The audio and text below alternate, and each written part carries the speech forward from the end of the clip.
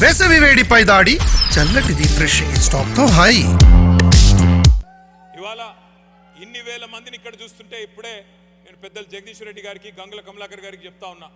ఇన్ని వేల మందిని ఇక్కడ చూస్తుంటే ఈ ప్రాంగణం లోపలికి వచ్చిన తర్వాత మాకు అమెరికాలో ఉన్నట్టు లేదు, హైదరాబాద్లో ఎక్కడో ఉన్నట్టున్న తప్ప అమెరికాలో ఉన్నట్టు మాత్రం ఎంత మాత్రం లేదు. అట్లాగే ఈరోజు కొత్తగా నాకు కొత్తగా రాష్ట్రం ఏర్పడిన తర్వాత జరిగిన కొన్ని సందర్భాలు కూడా నాకు గుర్తొస్తూ ఉన్నాయి. రాష్ట్రం ఏర్పడ్డ కొత్తలో 2015వ సంవత్సరంలో ఇదే డాలస్లో మేము ఆనాడు ఒక పెద్ద డెలిగేషన్ తీసుకొని, ఒక పెద్ద బృందాన్ని తీసుకొని పెట్టుబడుల వేటలో అమెరికా అంతా తిరుగుతూ 2 వారాల్లో 7 నగరాలు చుట్టేస్తూ డాలస్ కూడా వచ్చినాం. అప్పుడప్పుడే ఏర్పాటైంది రాష్ట్రం.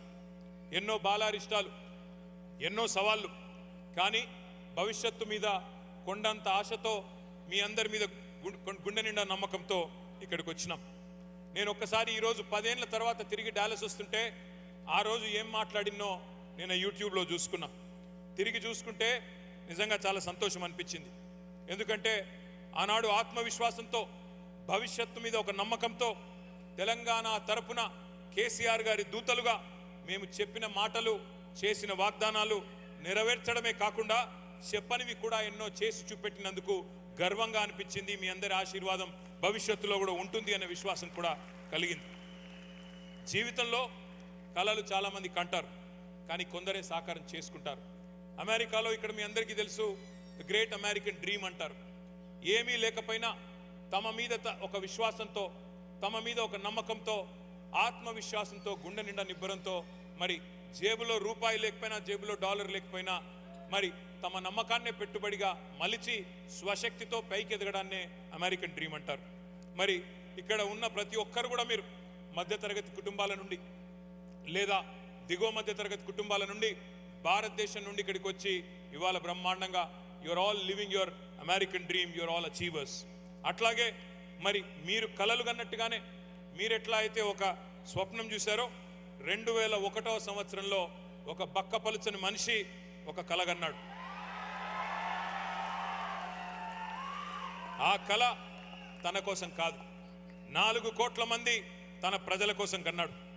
దేశ స్వాతంత్రం కోసం పోరాడిన మహాత్ముడి స్ఫూర్తిగా, అదేవిధంగా బోధించు, సమీకరించు, పోరాడు అని చెప్పిన డాక్టర్ బాబాసాహెబ్ అంబేద్కర్ స్ఫూర్తిగా, ఐ హ్యావ్ ఎ డ్రీమ్ అని గర్జించిన మార్టిన్ లూథర్ కింగ్ స్ఫూర్తిగా ఆనాడు చిమ్మ చీకట్లలో ఒకే ఒక్కడుగా బయలుదేరి ఉద్యమ బాట నుండి నేను తప్పుకుంటే నన్ను రాళ్లతో కొట్టి చంపండి అను పిలుపునిచ్చిన ఒక నాయకుడు కేసీఆర్.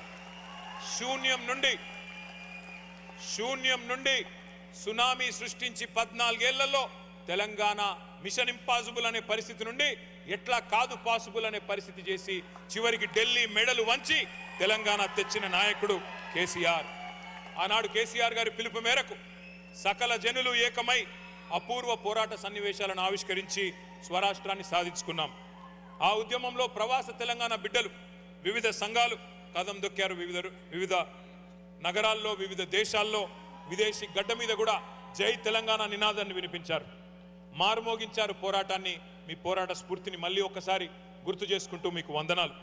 కుట్రలను ఛేదించి, కుతంత్రాలను ఎదిరించి, అవమానాలను అధిగమించి, అవరోధాలను కూకటి వేళ్లతో పెకిలించి ఉద్యమ రథసారథి కేసీఆర్ గారి నాయకత్వంలో ఏదైతే ఈ సుదీర్ఘ ప్రయాణం జరిగిందో 25 ఏళ్ల పాటు దేశ రాజకీయ చరిత్రలోనే ఇది ఒక అరుదైన అధ్యాయం. The Telangana dream began when we had no map, no voice, only passion for tomorrow and a purpose-driven vision. When the world was silent, our streets spoke. When the future looked far, we marched into our destiny. From self-rule to self-respect to self-reliance, we are writing the next chapter. Every irrigation project, every IT hub, every new school, these are not statistics. These are signatures of a dream coming true, dream coming alive, and you're all part of it. We made it all together. To the Telanganites in America, you're not distant, you're essential to the growth